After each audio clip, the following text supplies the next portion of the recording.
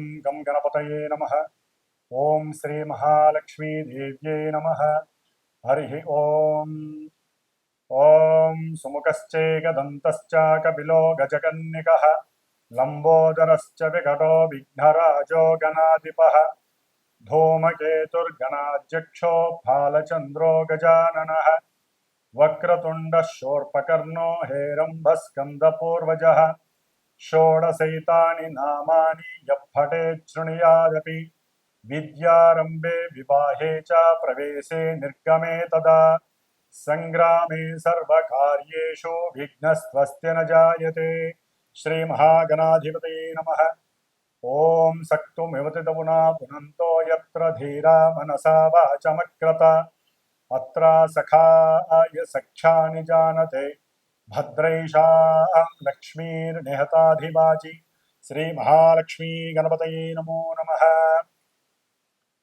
వీక్షిస్తున్నటువంటి ప్రేక్షకులందరికీ కూడా ఈ సెప్టెంబర్ మాసంలో కాలగోచారం గనక చూసినట్లయితే మనకున్నటువంటి మేషాది మీనరాశి పర్యంతం 5వ రాశి అయినటువంటి సింహరాశిలో కేతువు యొక్క సంచారంతో పాటుగా ఈ నెల సెప్టెంబరు 15వ తేదీ నుండి అక్టోబర్ 9వ తేదీ వరకు భోగభాగ్య విలాస సౌఖ్యకారకుడైనటువంటి శుక్రుడు సింహరాశిలో తన యొక్క సంచారాన్ని జరగబోతున్నాడు. అంటే మనకి ఈ మేషాది 5వ రాశి అయినటువంటి సింహరాశిలో కేతువుతో పాటుగా ఆల్రెడీ మనకి కేతువు పూర్వ ఫల్గుని నక్షత్రం అంటే శుక్రుడి యొక్క నక్షత్రంలో తన యొక్క ప్రయాణాన్ని ఆచరిస్తూ ఇప్పుడు శుక్రుడు 15వ తేదీ నుండి అంటే సెప్టెంబర్ 15వ తేదీ నుండి సెప్టెంబరు 25వ తేదీ వరకు కూడా మఖా నక్షత్రములో అంటే శుక్రుడు కేతు నక్షత్రంలో కేతువు శుక్ర నక్షత్రంలో అంటే ఒకే రాశిలో ఈ శుక్రకేతువులు సంచరిస్తూ ఒకరి నక్షత్రంలో ఒకరు పరివర్తన యోగాన్ని చెంది ఆ అనుభవాలన్నీ కూడా అనుభవించేటటువంటి సిచ్యువేషన్స్ మిగతా రాశుల వారికి ఎలా ఉంటుందో మనం తెలుసుకోవాలి. ముఖ్యంగా ఈ కేతువు మోక్షానికి కారకత్వమైనటువంటి అఖండమైనటువంటి దివ్య జ్ఞానాన్ని మనకి కలుగజేస్తూ ఉంటాడు. అంటే భక్తి పారవస్యాన్ని, ఆధ్యాత్మిక విజ్ఞానాన్ని, అలాగే ఆ మోక్షం వైపు ఏ దారి ఉంటే ఆ దారిని మన వైపు తన యొక్క కిరణాల ద్వారా ఛాయ ద్వారా ప్రసరింపజేస్తూ ఉంటాడు. మరి ఆ కేతువు భోగకారకుడైనటువంటి సుఖమయకారకుడైనటువంటి ప్రాపంచిక లోకంలో అందరూ దాసోహమైనటువంటి ఈ యొక్క ధనకారకుడైనటువంటి శుక్ర నక్షత్రంలో ప్రయాణాన్ని చేస్తూ వీటన్నిటికీ కారణభూతుడైనటువంటి కారకుడైనటువంటి సిగ్నిఫికేట్ చేసేటటువంటి శుక్రుడితో కలిసి ఇరువురు కూడా సింహరాశిలో ఉండటం కొన్ని రాశుల వారికి వైవిధ్యకరము, కొన్ని రాశుల వారికి అనుకూలత్వము.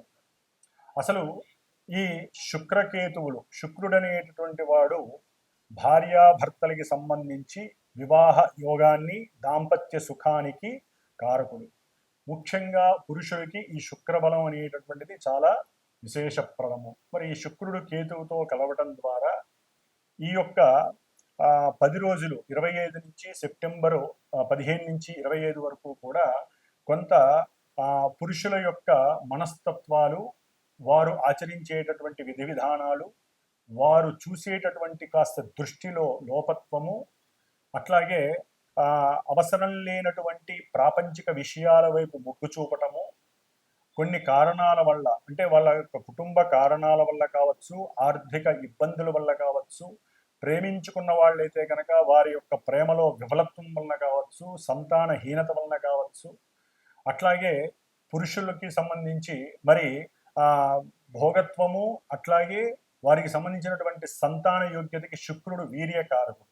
కాబట్టి ఇలాంటి శుక్రుడు కేతువుతో కలవటం ద్వారా అందులో కూడా ఈ సెప్టెంబర్ 22వ తేదీ నుంచి అక్టోబర్ 2వ తేదీ వరకు మనకి దసరా దేవీ శరన్నవరాత్రి ఉత్సవాలు జరుగుతూ ఉండటం వలన వీరిరువురు కలిసి ఇక్కడ ఉండటం ద్వారా ఆధ్యాత్మికత శక్తి వెల్లువిరుస్తూ కాస్త ప్రాపంచిక ఈ విషయాల యందు కొంత ఆసక్తి తగ్గుతుంది, ఉన్నటువంటి అజ్ఞానం అనేటటువంటిది తొలగిపోయే అవకాశం ఉంటుంది.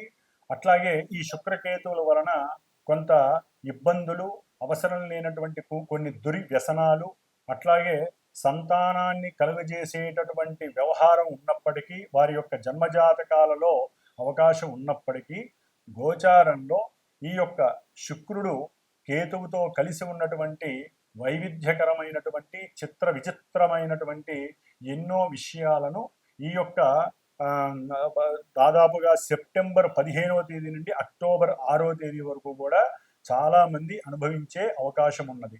కాబట్టి అందరూ కూడా సాధ్యమైనంత వరకు ఈ శుక్రకేతువుల దోష పరిహారార్థమై గణపతి ఆరాధన చెయ్యటము, గణపతి అష్టోత్తర పూజ, లక్ష్మీ గణపతి ఆరాధన, లక్ష్మీ గణపతి హోమము, అలాగే శుక్రుడికి సంబంధించినటువంటి ఆరాధ్య దేవత ఆ మహాతల్లి లక్ష్మీదేవి.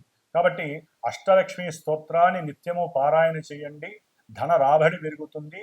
అట్లాగే ముఖ్యంగా ఎవరైతే ఈ 11 రోజులు దేవీ శరన్నవరాత్రి ఉత్సవాలలో దుర్గాదేవి అనుగ్రహాన్ని కోరతారో వారికి మరి కేతువుతో కలిసి ఉన్నటువంటి శుక్రుడికి సప్తమంలో ఉన్నటువంటి రాహు యొక్క వేధ వలన ఈ శుక్రుడికి రాహుకేతువుల యొక్క దోషముతో స్త్రీ దోషము, శుక్రగ్రహణ దోషము కూడా ఏర్పడుతుంది. రవిచంద్రులే కాకుండా అన్ని గ్రహాలకి గ్రహణ దోషం ఉంటుంది, అందులో శుక్రుడికి కూడా గ్రహణ దోషము కలిగినట్లుగా మనం భావించి మనకున్నటువంటి సర్పసూక్తాలలో ఎన్నో నవవిధ రుణాలకి సంబంధించి, శాపాలకి సంబంధించి స్త్రీ శాపాలు, స్త్రీ రుణాలు, అట్లాగే సర్పదోషాలు ఇవన్నీ కూడా ప్రకటితమవుతూ ఉంటాయి ఈ 9వ తారీఖు, ఈ 6వ తారీఖు వరకు కూడా. కాబట్టి సాధ్యమైనంత వరకు కూడా ప్రతి ఒక్కరూ దుర్గాదేవి ఆరాధనలు చెయ్యండి, అష్టలక్ష్మి స్తోత్రాన్ని చక్కగా చదవండి, అమ్మవారి యొక్క ధ్యానాన్ని చేయిస్తూ ఉండండి. గణపతి ఆరాధన వలన మీకు కలిగేటటువంటి పర ఆలోచనలు, పరమంత్ర, పరయంత్ర, పరతంత్ర దోషాలన్నీ కూడా తొలగిపోయి ఆ యొక్క ఇచ్ఛాశక్తి, జ్ఞానశక్తి, క్రియాశక్తి స్వరూపిణి అయినటువంటి మహాకాళి, మహాలక్ష్మి, మహాసరస్వతి త్రిశక్తి అయినటువంటి చండీ పరదేవత దుర్గాదేవి అనుగ్రహము, అందులో మహాలక్ష్మి అనుగ్రహం కలిగి చాలా చక్కటి వైవిధ్యకరమైనటువంటి ఎన్నో యోగాలు కనిపిస్తాయి. మరి స్వయంకృతాపరాధంతో చేసుకునే పాతకాలంలో చేసుకున్నటువంటి కొన్ని తప్పుల వలన ఇప్పుడు అవి శాపాలుగా మారి, రుణాలుగా మారి కొంత ఇబ్బందులు పడేటటువంటి పరిస్థితులు కూడా ఈ శుక్రగ్రహము, కేతుగ్రహము, రాహుగ్రహ వీక్షణ ఈ మూడిటి యొక్క స్థితి అంత యోగకరము కాదు. ప్రపంచంలో ఉన్నటువంటి కొంతమందికి కావచ్చు, లేకపోతే అందరికీ కావచ్చు, కాస్త ఈ గ్రహణ దోషాన్ని ఎదుర్కోవాలంటే శుక్రగ్రహ జపాన్ని, కేతుగ్రహ జపాన్ని, రాహుగ్రహ జపాన్ని లేదా సర్పసూక్త జపాన్ని ఈ విధంగా ఏదో ఒక హోమాలు, చండీ హోమాలను కానీ ఈ విధంగా ఆచరిస్తూ వారు తమకు కలిగేటటువంటి మానసిక వికారాలని దూరం చేసుకునేటటువంటి అవకాశము మనకి ఈ శుక్రగ్రహణ దోషం వల్ల కలుగుతోంది. కాబట్టి శుక్రగ్రహ, కేతుగ్రహ, రాహుగ్రహ దోష నివృత్తికై ఈ 3 గ్రహాలకి సంబంధించినటువంటి గణపతి, దుర్గాదేవి, లక్ష్మీదేవి యొక్క అష్టోత్తర శతనామాలు, ఈ గ్రహాలకు సంబంధించినటువంటి జపతపాదులు చేసుకుంటూ వారి యొక్క స్తోత్రాల్ని చక్కగా నిత్యం పఠిస్తూ ఆ దేవి అనుగ్రహం పొందటానికి పాత్రులుగండి. ముఖ్యంగా మనకి ఈ యొక్క 25 రోజుల్లో కూడా శుక్రగ్రహ దోష పరిహారార్థమై మేషరాశి పర్యంతం మీనరాశి వారికి ఏ రాశుల వారికి ఏ విధమైనటువంటి ఫలితాలు మనకి అన్వయిస్తాయో లఘువుగా తెలుసుకునే ప్రయత్నం చేద్దాం. ఓం శ్రీమాత్రే నమః. తులారాశి వారికి సెప్టెంబరు 15వ తేదీ నుండి అక్టోబర్ 9వ తేదీ వరకు కూడా మరి వీరికి జన్మ రాశ్యాధిపతి, అష్టమాధిపతి అయినటువంటి శుభుడైనటువంటి శుక్రుడు 11వ రాశిలో కేతువుతో కలిసి ఉండటం అత్యంత శ్రేయోదాయకం, అద్భుతము, ఆనందదాయకం అని చెప్పుకోవాలి. ఎందుకంటే ఒక పాపగ్రహము, ఒక శుభగ్రహము ఏదైనా సరే 11 అంటే అభీష్ట స్థానంలో ఉన్నాయి అంటే వీరికి ఒక యోగం సంప్రాప్తిస్తున్నట్లు లెక్క. ముఖ్యంగా శుక్రుడు ఇచ్చేటటువంటి ఫలితాలన్నీ కూడా కేతువుతో పాటుగా అంటే దైవం యొక్క ధ్యానంలో మునిగి తేలే అవకాశము ఇస్తారు. అంటే వీరి యొక్క వ్యక్తిత్వ వికాసాన్ని వీరు పరీక్షించుకోవడానికి దైవం వైపు ఎక్కువ మొగ్గు చూపే అవకాశం ఉంటుంది. అదే పద్ధతిలో వీరు తమ యొక్క ఆరోగ్యం పట్ల శ్రద్ధ వహిస్తారు. అట్లాగే బంధుమిత్రుల యొక్క స్నేహితుల యొక్క సహాయ సహకారాలని పొందుతారు, వారికి అందజేస్తారు ఇష్టపూర్వకంగా. వీరు తలిచినటువంటి ఏ పనినైనా సునాయాసంగా వారు ఏదైనా ఒక భక్తితో అమ్మవారిను వారికి నచ్చిన దైవాన్ని గనక ప్రార్థన చేసుకొని అడుగు ముందుకు వేస్తే ఏ కార్యక్రమాన్నైనా నిర్వహించి తమ యొక్క శక్తి సామర్థ్యాలతో ధనాన్ని లాభంగా పొందడం అనేది జరిగే అత్యద్భుతమైనటువంటి సమయము ఈ తులారాశి వారికి. అట్లాగే వీరి యొక్క కీర్తి ప్రతిష్టలు ఆకస్మికంగా పెరగటానికి ఇదొక అద్భుతమైన సమయంగా భావించాలి. వీరు చేసేటటువంటి వృత్తి ఉద్యోగాదులు కీర్తి ప్రతిష్టలు పెరుగుతాయి. భార్య భర్తలు అంటే వీరిలో ఎవరైనా సరే ముఖ్యంగా దంపతుల మధ్య అనురాగము అనురాగత అట్లాగే ఇద్దరి మధ్య సరైనటువంటి సయోధ్య కుదిరి సంతాన యోగ్యతకి సంతాన అభివృద్ధికి దోహదం చేసే అవకాశం కలుగుతుంది.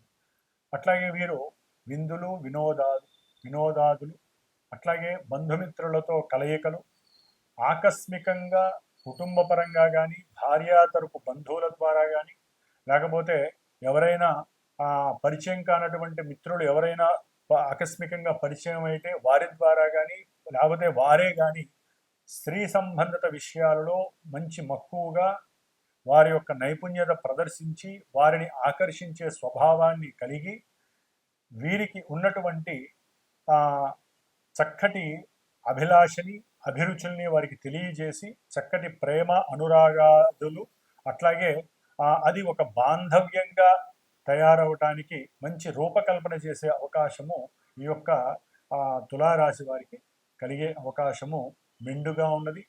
అఖండమైనటువంటి ధనాదాయము ఆకస్మికంగా షేర్స్ ద్వారా కానీ ప్రావిడెంట్ ఫండ్స్ ద్వారా కానీ భార్య యొక్క ఉద్యోగ ధర్మం ద్వారా కానీ వీరికి లభించే అవకాశం ఉంటుంది. ముఖ్యంగా తండ్రితో అనురాగము వారికి ధన సహకారము లభించేటటువంటి అవకాశం కూడా తులారాశి వారికి ఉంటుంది. ముఖ్యంగా చిత్రసీమలో కానీ లలిత కళారంగంలో కానీ లేకపోతే వీరికి ఉన్నటువంటి వీణా ప్రావీణ్యంలో కానీ అంటే ఏ రకంగానైనా సరే సినిమా నటనా రంగంలో ఉన్నటువంటి వారందరికీ కూడా సర్వ అభీష్ట సిద్ధి కలిగేటటువంటి సమయం ఇది. కీర్తి కూడా చాలా అందలంగా పెరిగే అవకాశం ఉంటుంది. ముఖ్యంగా ఈ రాహుకేతువుల యొక్క అనుసంధానంతో ప్రేమికుల మధ్య చక్కటి అనురాగము నమ్మకము గుడ్ విల్ పెరిగే అవకాశం ఉంటుంది. అది వివాహం గురించి మాట్లాడుకునే స్టేజ్కి కూడా వెళ్ళటానికి చాలా అవకాశాలు ఉన్నాయి. అయితే శుక్రగ్రహానికి రాహుకేతువుల సంబంధం కొంత యోగంతో పాటుగా ఇబ్బందులను కూడా కలుగు చేస్తుంది. కాబట్టి వీరు కాస్త దుర్గాదేవిని ఆరాధించటం చాలా విశేషప్రదము. ముఖ్యంగా దుర్గాదేవికి సంబంధించిన స్తోత్రాలు ఏవైతే ఉన్నాయో వాటిని చక్కగా నిత్యము పఠిస్తూ ఉన్నట్లయితే ఈ చెప్పినటువంటి యోగాలన్నీ భోగాలుగా మారి చక్కటి వారికి రాజయోగ ప్రాప్తిని కలుగజేయడానికి తులారాశి వారికి శుక్రగ్రహము లాభంలో ఉండటం కేతువుతో కలిసి ఉండటం విశేషమైనటువంటి యోగదాయకంగా మనం భావించవచ్చు. ఓం శ్రీమాత్రే నమః.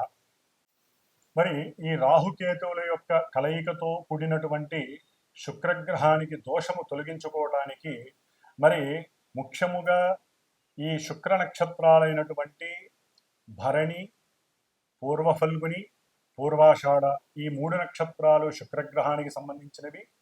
అట్లాగే వృషభ రాశి తులారాశి ఈ 2 రాశులకి ఆధిపత్యము కూడా శుక్రుడే కాబట్టి ఈ నక్షత్రాల వారు ఈ రాశుల వారు అట్లాగే రాహువుకి సంబంధించి కేతువుకి సంబంధించి అంటే ముఖ్యంగా మఖా నక్షత్రము అశ్విని నక్షత్రము మూలా నక్షత్రము ఈ నక్షత్ర జాతకులు, అలాగే ఆరుద్ర నక్షత్రము, స్వాతి నక్షత్రము, శతభిష నక్షత్రము, ఇవి రాహు నక్షత్రాలు.